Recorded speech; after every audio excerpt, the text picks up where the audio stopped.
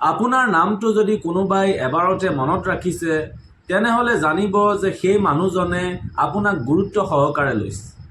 আমি দিনটোত বহুতো মানুহ লগ পাওঁ, তাৰে ভিতৰত বহুতো মানুহ অচিনাকিও থাকে যাক আমি আগতে কেতিয়াও লগ পোৱা নাই।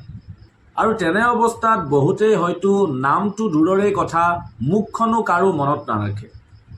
কিন্তু কোনোবা এজন মানুহে যদি আপোনাক প্ৰথম চিনাকিতেই আপোনাৰ নামটো মনত ৰাখিছে আৰু দ্বিতীয়বাৰ যেতিয়া আপোনাক লগ পায় আৰু আপোনাৰ ওচৰত আপোনাৰ নামটো শুদ্ধকৈ উচ্চাৰণ কৰিছে তেনেহ'লে জানিব যে সেই মানুহজনৰ ওপৰত আপুনি প্ৰভাৱ পেলাইছে। প্ৰথম চিনাকিতে মানুহজন আপোনাৰ ওপৰত প্ৰভাৱিত হৈছে আৰু আপোনাক গুৰুত্ব সহকাৰে লৈছে।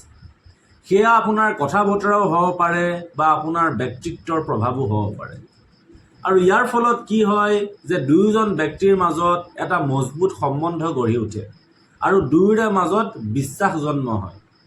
গতিকে এই কথা আপুনি সদায় মনত ৰাখি থ'ব যে কোনোবা মানুহে যদি এদিন চিনাকিতেই আপোনাৰ নামটো শুদ্ধকৈ উচ্চাৰণ কৰিছে বা মনত ৰাখিছে তেনেহ'লে সেই মানুহজনে নিশ্চয় আপোনাক গুৰুত্ব সহকাৰে লৈছে।